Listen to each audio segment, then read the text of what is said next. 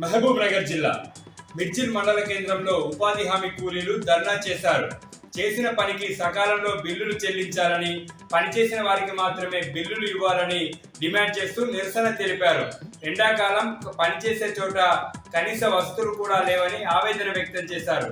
పనిచేసే చోట టెంటు, తాగడానికి మంచినీళ్లు ఏర్పాటు చేయడంలో నిర్లక్ష్యం వహిస్తున్న టీఏ, ఏపీఓపై చర్యలు తీసుకోవాలని డిమాండ్ చేస్తూ ఈదమ్మ గుడి వద్ద ఉపాధి హామీ కూలీలు ధర్నా చేశారు. జోగులాంబ గద్వాల జిల్లా కేంద్రంలోని వీవర్స్ కాలనీలో కియా సోనెట్ కారులో మంటలు చెలరేగాయి. చెట్టు కింద ఉన్న కారు బయటకు తీసేందుకు స్టార్ట్ చేయగా ఇంజన్లో మంటలు రావడంతో గమనించిన కారు ఓనర్, చుట్టుపక్కల వాళ్ళు మంటలు ఆర్పే ప్రయత్నం చేశారు.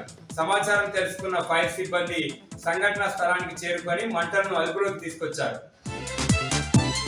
నారాయణపేట జిల్లా కేంద్ర ప్రభుత్వం వక్ఫ్ బిల్లును వెనక్కి తీసుకోవాలని డిమాండ్ చేస్తూ నారాయణపేట జిల్లా కేంద్రంలోని లాల్ మసీద్ నుండి ఆర్టీఓ కార్యాలయం వరకు ముస్లిం సంఘాల ఆధ్వర్యంలో ర్యాలీ నిర్వహించారు.